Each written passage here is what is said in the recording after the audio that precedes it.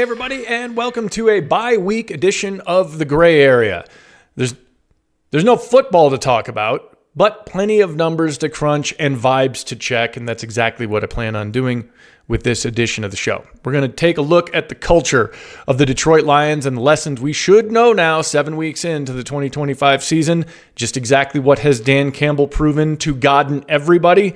We will get into that. We got to talk about the new guys as well. I'm talking about the coordinators. A little bit of a mixed bag through 7 weeks with the new coordinators, and life isn't fair. They're not being judged the same at all, and we will get into what the numbers say about just exactly where the Lions are with their new coaches and what we might be able to expect from the weeks to come.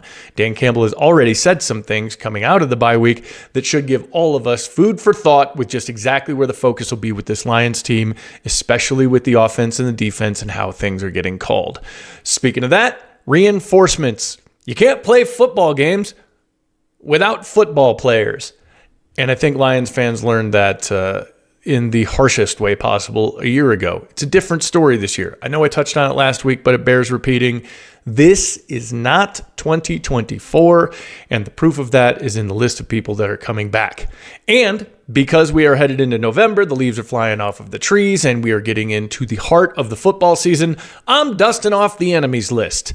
Yeah, we're going to point and fingers and name names about the folks that Detroit Lions fans should be most concerned about, the people that are your enemies. We'll get into that as well. Real quick, though, please do the like and subscribe thing. Yep, I know everybody on YouTube says it, but there's a reason for it. It's because that's how we get to do what we do.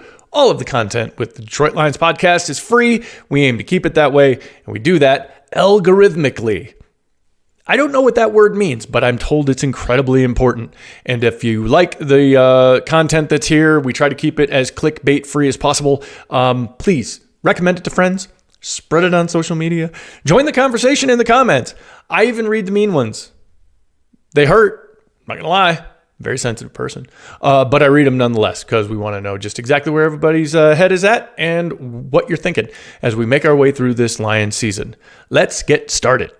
This all has to begin with a culture check, because I think the culture of the Detroit Lions was the thing that just 7 games ago, almost all of the national casuals and more than a fair share of the local media were completely ignoring. This is Dan Campbell's football team. And I say that because he was almost summarily ignored in the preseason ramp up to this season. It was about brain drain. It was about Ben's genius play calling. It was about him taking his offense in the division, flying over Lake Michigan to Soldier Field and giving it to the Bears. It was about Kelvin Shepherd never having been the defensive coordinator before. Panic throughout the land. Frank Ragnow leaving. What about the pass rush? They never got another pass rusher. Remember when they had to get another pass rusher? Remember when Dan Campbell said, we're good? They're good. And this entire thing is better than anyone said it was going to be headed into the season, because the culture and this team are Dan Campbell's. He has been consistently and regularly, and at times maliciously, that's all the E's that I can fit into that, ignored by the media. He has been minimalized. He has been turned into a caricature of a meathead football player. No one gave this guy his flowers as a coach, as a leader of men, and as somebody that was consistently looking around the corners for his own organization. None of the coaches that left were unexpected. He knew he was going to lose Ben. He knew he was going to lose AG to the Jets. And by the way, quick aside, congratulations to Aaron Glenn on getting his first win with the Jets. I was getting tired of watching that team losing. He knew all of that was coming, because that's what happens to good football programs. That's what happens to a good organization in the National Football League. If you win, and you win consistently, and you put a quality product on the field, you get poached. That's how this whole thing works. He's been a part of this for a long, long time as a player, as an assistant, as a position coach. Dan Campbell's smarter than most people give him credit for. And what we have learned through the first 7 weeks is that you can put away some of the pearl clutching and the panty bunching and all of the other things that were going on in the preseason. Leading up to this thing, it was all about the steps back that Detroit was going to take. It was about the inevitable fall off that goes with losing the key parts of your organization. And it ignored the key part of the organization, and that's the head man. Dan Campbell, at the head of this thing, was in front of all of these changes, and he's made some good hires, and this team has stayed right on track. And now you have some of those same journalists. I'm not going to name names. I don't have to. You know who the clickbait people are there in Detroit, and they work for some of the flagship newspapers, and that's unfortunate. Now they're writing themselves into the story. Well, this defied my expectations. So what now? Well, you weren't paying attention and you don't know ball. And Dan Campbell does. And Dan Campbell was. And so you arrive here with a team that is very much in the thick of things. And that is the overriding lesson through 7 weeks, is that the Lions are smack in the middle of this thing. They are going to be a championship contending team this year, with the changes, with the new coordinators, with any injuries. They're going to be right in the thick of this thing, and they're going to be in the thick of this thing because they are led correctly and built correctly from the head man down. This is all Dan Campbell's doing. He's a damn good football coach and a guy that Lions fans should be happy to have in charge of that organization for a number of years to come. He is on a Mike Tomlin type track, a John Harbaugh type track, to where he just becomes synonymous with the organization because he's inexorably tied to it. In fact, it's reflective of him more than the other way around at this point. We've learned that through 7 weeks. That's all good news. Now we get to talk about some of the people who are brand new. Let's get started with Kelvin Shepherd. Speaking of Dan Campbell and his process, and Dan Campbell and his leadership, and Dan Campbell and his culture and his structure, Kelvin Shepherd is an excellent football coach. But this opportunity and his performance is as much a part of good process as it is anything else. He was put in this position and groomed for this position by Aaron Glenn, by Dan Campbell, and he has taken the reins and, dare I say, taken her up just a notch. We'll take a look at some numbers through 7 weeks as compared to a year ago, but Kelvin Shepherd has proven himself to be a football coach and, as Lions fans now know, perhaps more importantly, a leader of men. Go through that locker room and find somebody that doesn't want to play for Kelvin Shepherd. Watch that man on game day on the sideline, losing his mind and doing his dances. Watch that defense hold the Tampa Bay Buccaneers to their lowest point total since September of 2024. Single digits. Baker Mayfield was the MVP frontrunner, according to far too many, leading into that Lions game. Took him down a notch. And that was all with that legion of whom make-believe secondary full of guys that even the press corps couldn't identify. Kelvin Shepherd's done a fine job. Tactically, he's very sound. I have also, personally, just me, one man's opinion, been really, really heartened to see a linebacker's eye view of this defense. I don't think it's a coincidence that suddenly the Lions have gotten really good at hemming in running quarterbacks, whether it's Lamar Jackson or Baker Mayfield or J.J. McCarthy. Guys with some wheels, guys that can get out and make plays with their feet, the Lions have answers for that.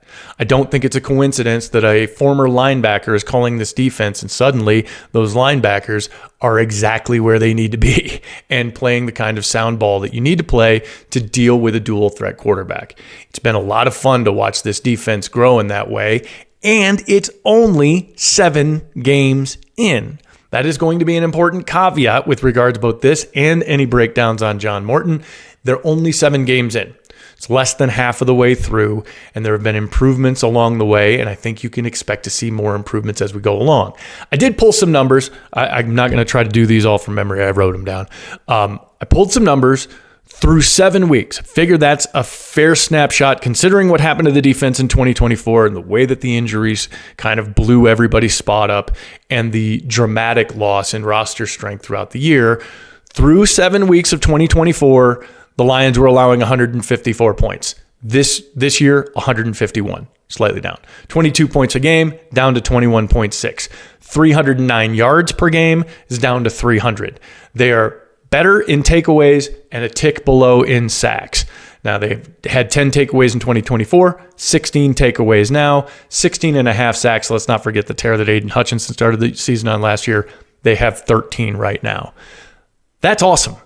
You would have taken those numbers any day of the week. A top 15 defense to go with what should be a top 10, top 5 type offense is an excellent formula as you get through the season. It's also going to be made all the better with all of the reinforcements coming, and yet we'll get into that in a little bit because most of them are on that defense as well. There are going to be some on the field against Minnesota as the Lions return from the bye. There are going to be some more as you move through November on towards the Thanksgiving game. This defense is going to get an infusion of talent, and Kelvin Shepherd has acquitted himself very, very well with what he's done as a first-year defensive coordinator. So much so that I've seen some Lions fans who need to panic talking about where his next job might be and whether or not he's going to start to get head coaching nods. And LSU, you stay away from our guy. You stay the hell away from him. You guys hire badly. Brian Kelly's living proof. And you have 54 million reasons to think about what you've done for a while. You sit this one out. You leave Kelvin Shepherd alone. LSU is Kelvin Shepherd's dream job, in case you're wondering. And as our Jeff Risdon pointed out, it would pay considerably more than pretty much anything in the NFL, so much so that they are paying Brian Kelly $55 million, $54 million to leave. Oh, I should have been a college football coach. I could have been as bad at that as I am at the rest of life, and people would have paid me for it. And that brings me to John Morton, and this is where things get a little more complicated. The offense has been a tick off from where it was last year. You might expect that, not just because they have a new offensive coordinator, but because the entire interior of the offensive line is new, and Taylor Decker has been injured and or absent for all of the first 7 games of the season. But the questions remain. There are some out there that would tell you that there are rumors swirling around about John Morton and just exactly how he's going to be doing his job moving forward. Looking right at you, Chris. We can see you. What do you know? Chris has been at the forefront of this thing, and he won't share his sources. So I'm just going to have to trust his gut on this. What do we know about John Morton? Dan Campbell just came out of the bye week and said in his first press conference on Monday that he spent most of his time on offense. That shouldn't surprise anybody. The offense was the engine that made this thing go last year, and Dan Campbell is an offensive coach, first and foremost. Going back to how this whole thing started, I think that is where the disrespect is perhaps the thickest, is in his offensive knowledge of the game. He's a really smart football coach. And when his offense isn't working well, I imagine he's probably going to want to get in the lab on that. And there are some very specific areas that the Lions do need to improve. I also wonder just how much of the Anthony Lynn phenomenon is going on. Let's not forget that when this whole experiment started and the roster for the Lions was dog water, that Anthony Lynn was brought in to be the offensive coordinator. It never really jived with Jared Goff. He didn't get into the Dan Campbell way of doing things, and then kind of very quietly was segued out into a different role. Ben Johnson entered in, had the training wheels coming from within, learned from Dan, and then by the end of his first year and into his second year, he was the offensive coordinator. You fast forward, now he's a super genius. Again, a coach born of good process, just like Kelvin Shepherd. I wonder how much of that is going on with John Morton. I also wonder how much of what Dan Campbell learned with Anthony Lynn will get employed in this case, because there's obviously something missing. There are some glaring issues on third down especially, and that was something that Dan Campbell came out and said was the number one issue. The number one thing for his offense was third down. They're 20th on third down. That's not good enough. They are 0 for 20 on 3rd and 10 plus through 7 games. That's not getting close. They are also, at least before this weekend's slate of games, 27th in screen passes. Now, I say that because the screen passes make me cuss on Sundays. I pay special attention to them because when they get blown up, my God, do they look bad.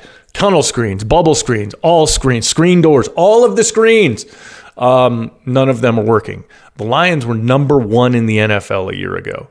They have fallen to 27th. Jared Goff has also pointed out that they have trouble on short fields. Some of the offensive stats are stunted this year because they've had nice field position.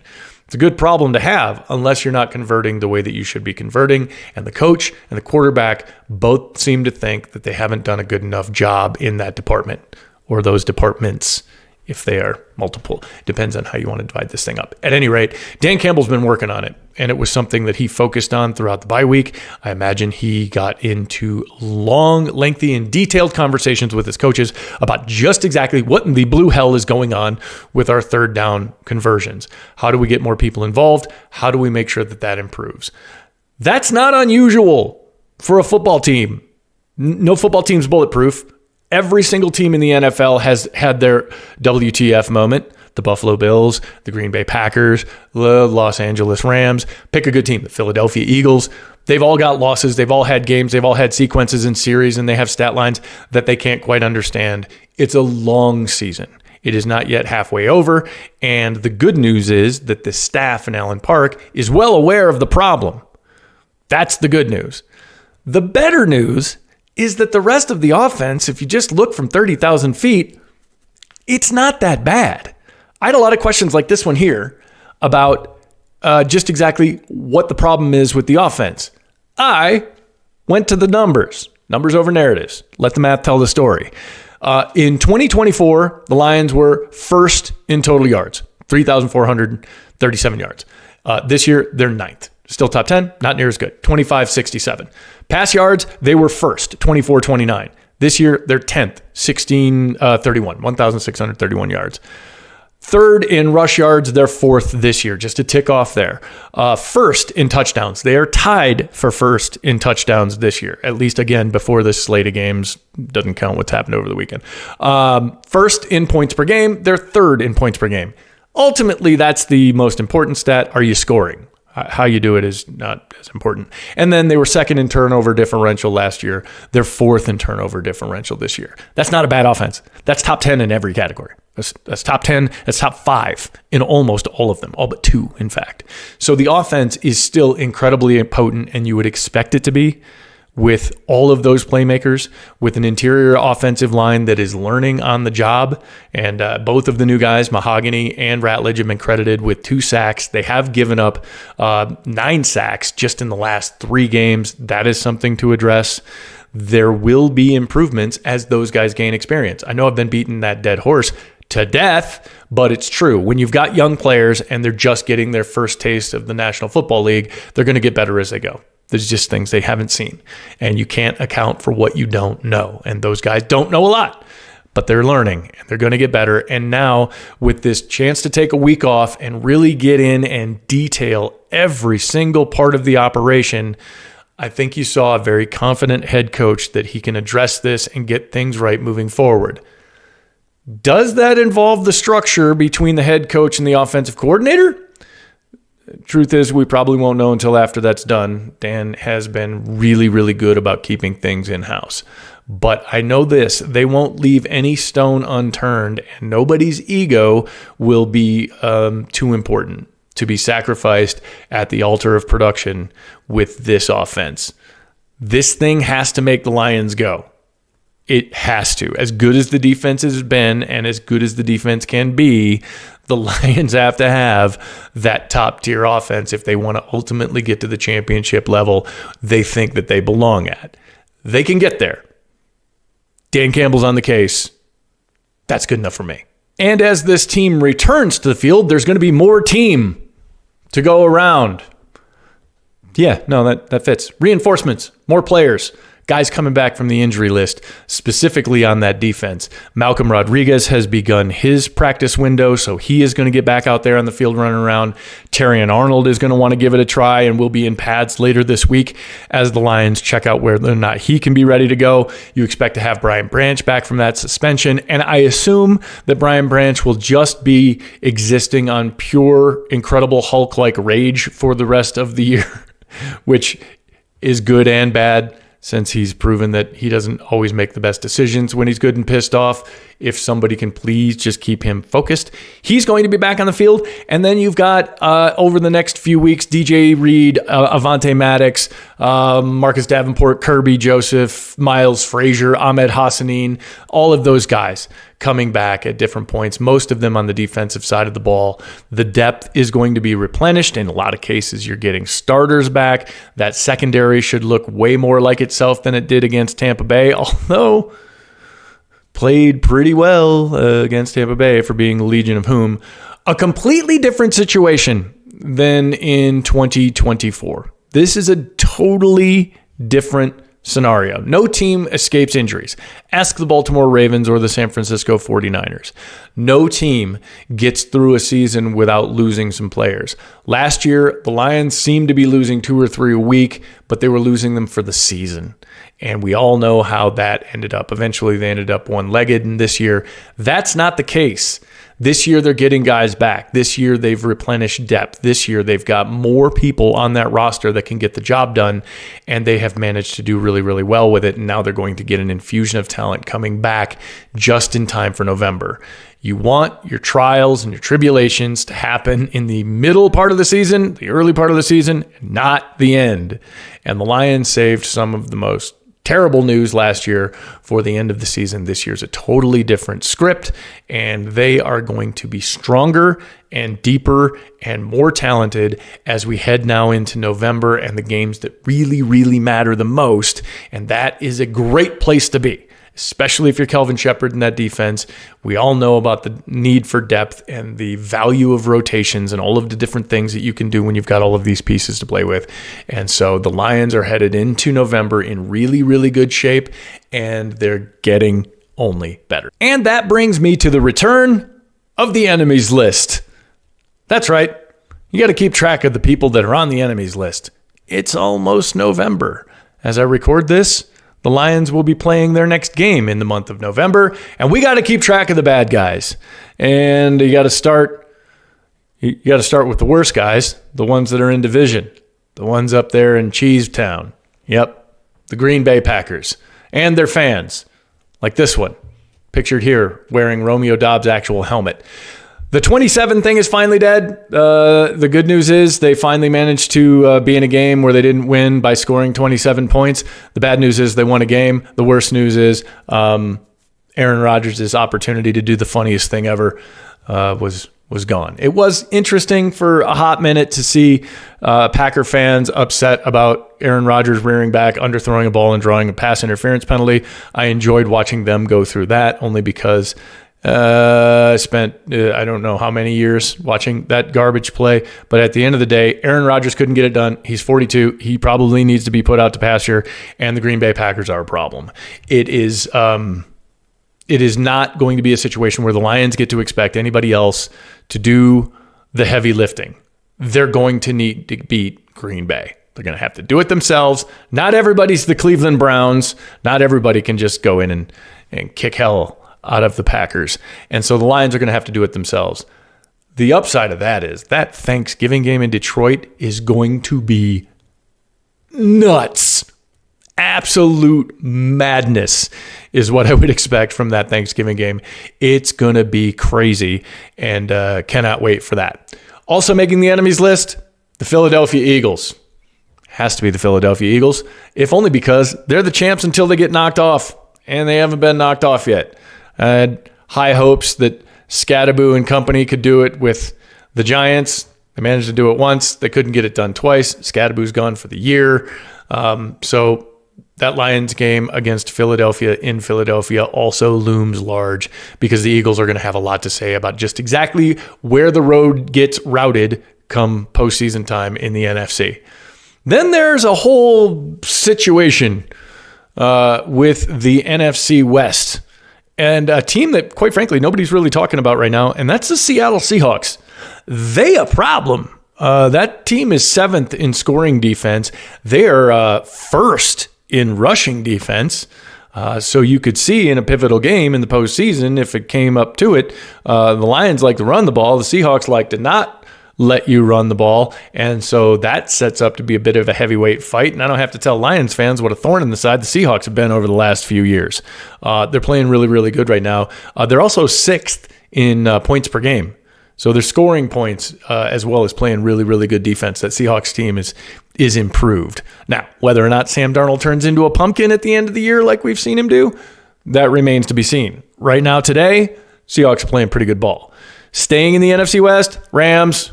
It's always the Rams. Second in scoring defense, and there is the never-ending parade of the Stafford Goff story that we will hear about again later this season when the Rams and the Lions have to play. It is just a thing that sucks and is annoying, and it lands the Rams on the enemies list. Honorable mention to the San Francisco 49ers. I think the injuries are probably going to catch up with those guys. They're playing through it. Kyle Shanahan's a pretty good coach. But man, oh man, they've got a lot on their plate with the injuries, and I think eventually that probably catches up to them. But that whole NFC West, except for Arizona, because whatever, is going to be a problem moving forward for the entire NFC. Pretty good out there. The good news is, at least with the Seahawks and the Rams, they have to play each other twice yet. So they're going to beat each other up a little bit. That'll help sort some of that out. But that is the return of the enemies list. It's November. I figured it was time. And now we get back to football. Minnesota coming up next. JJ McCarthy. Godspeed, my man. There's going to be some Wolverine on Wolverine crime, I'm guessing, if he gets the start as he is expected to, with Aiden Hutchinson in 97 over there on that defensive side. Alim McNeil in his second game. A lot to look forward to. And I will be, again, doing the post-game show with Chris after that one. So please join us then. In the meantime, follow along. I'm on all the socials, all the places at The Michael Gray. That's Twitter and Bluesky and Instagram, Facebook, all the places. And I do legitimately enjoy the conversation, even when it's mean. Sometimes it's mean. I read all the comments too. I'm told that I shouldn't, but I can't look away. So please be a part of that and like and subscribe to the channel. As I mentioned to begin the thing, it's how we get to do what we do. And if any of this was any good to you at all, I would appreciate you doing that. Until next time, see ya.